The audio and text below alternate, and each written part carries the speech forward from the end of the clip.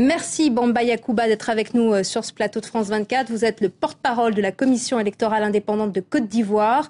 Tout d'abord, rappelez-nous dans quelles conditions la Commission électorale indépendante, la CEI, avait été mise en place.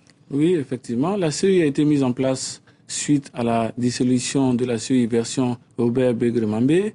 Et le président actuel de la CEI, M. Youssouf Bakayoko, a été plébiscité. Il a été élu par l'ensemble des commissaires de la CEI. Donc, il ne souffre d'aucune contestation.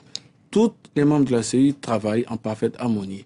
Nous avons pris, madame, je vous le rappelle, parce que ce qui se passe en Côte d'Ivoire est scandaleux. Nous avons pris 5 ans. 5 ans pour organiser des élections justes, transparentes, équitables. La communauté internationale nous a soutenus dans ces élections à coups de milliards. Il y a eu plusieurs étapes. Il y a eu l'étape de l'identification et du recensement électoral.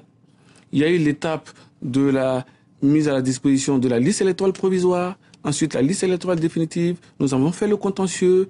Nous avons donc distribué les cartes nationales d'identité et les cartes d'électeurs. Toutes ces étapes ont été faites de manière consensuelle, avec l'accord de tous les partis politiques, y compris le candidat Laurent Gbagbo. Tout le monde. Donc, Laurent Gbagbo avait reconnu cette commission électorale indépendante avant les élections. Tout à fait. Tous ses membres ont voté massivement pour le président Youssouf Bakayoko lors de son installation.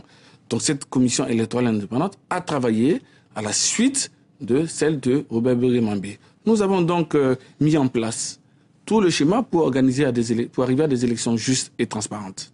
Voici donc que nous avons des élections à 2 tours.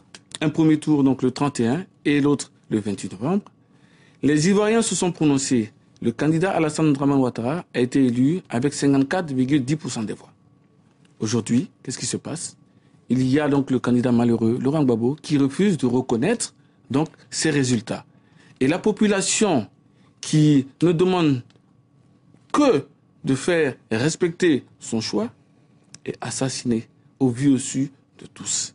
C'est trop, madame. Je pense qu'il faut que la communauté internationale, que tout le monde se mobilise parce que la situation est suffisamment grave pour que nous puissions donc venir intervenir sur votre plateau et donc demander aux uns et les autres de faire en sorte que la volonté du peuple soit respectée.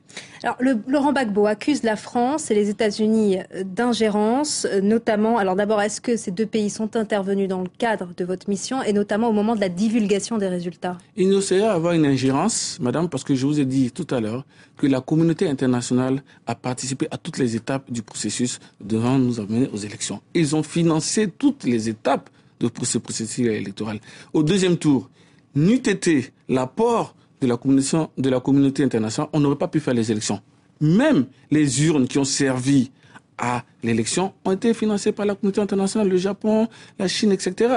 Les urnes, les isoloirs. Votre travail a été rendu public en toute transparence et dans sa totalité? La Côte d'Ivoire a demandé depuis Pretoria que ces élections soient certifiées. Il y a une résolution des Nations Unies, je crois que c'est la 1765, qui a donc validé cette option et fait en sorte qu'il y ait un certificateur pour donc achever le beau travail qui a été donc effectué par la Commission électorale indépendante. C'est ce qui s'est passé au premier tour. Au premier tour, les gens n'ont pas trouvé à redire parce que le candidat Laurent Gbagbo est venu en tête. Au deuxième tour, maintenant, tout le monde, notamment le camp présidentiel, rejette cette méthode qui a été donc mise en place dès le premier tour. Madame, je veux vous dire, les résultats de l'élection présidentielle étaient déjà connus depuis le 28 soir. Tout simplement parce que nous avons pris des dispositions. Tous les bureaux de vote avaient, donc après le dépouillement, rendu public les résultats dans les 20 000 bureaux de vote. Ces résultats ont même été affichés dans tous ces bureaux de vote. Vous, on vous a empêché personnellement, non? Ça, c'est lors de la proclamation des résultats au siège de la commission centrale que j'ai été empêché de proclamer les résultats par les partisans de Laurent Gbagbo. Monsieur Damana Pikas est le représentant du ministre Tagro à la commission électorale indépendante. Monsieur Tokpa Veyi, qui est magistrat hors hiérarchie, qui représente la magistrature, est le directeur de cabinet du ministre Tagro. Vous comprendrez que ces personnes, connaissant les résultats, nous ont empêché la CEI de proclamer ces résultats. Et la CEI, je vous l'ai dit, madame, était transformée en camp militaire. La garde républicaine, les miliciens identifiables avec des casquettes rouges étaient dans toute la commission électorale indépendante. Il nous était impossible, madame, après l'incident que tout le monde a vu, de procéder donc, à une annonce quelconque des résultats, sous peine d'être liquidé.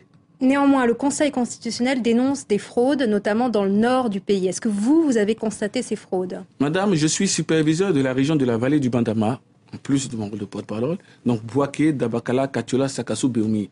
Les élections se sont déroulées normalement.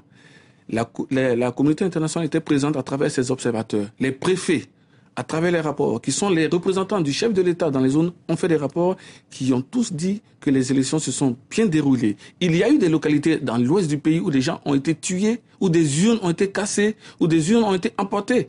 Il n'y a pas eu. Mais tout ce que dit le Conseil constitutionnel est faux, selon vous? Tout ce que dit le Conseil constitutionnel, c'est tout simplement, ils ont reconnu les résultats de la CEI, mais tout simplement, comme M. Yaoundé veut faire gagner son ami, il a décidé d'éliminer des résultats dans certains départements qui étaient favorables au candidat Laurent Gbagbo.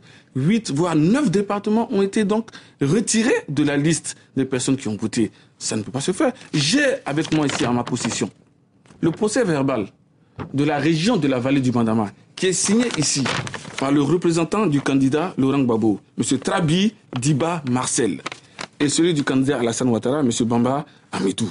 Ceux-là ont reconnu que ces élections se sont passées normalement dans la région de la vallée. Ils l'ont visé. D'où vient-il que les autres contestent ce que leurs représentants, et même mieux, au niveau de la commission électorale locale, nous avons fait en sorte que ces documents soient aussi visés par le président et tous les vice-présidents qui sont tous de sensibilités différentes.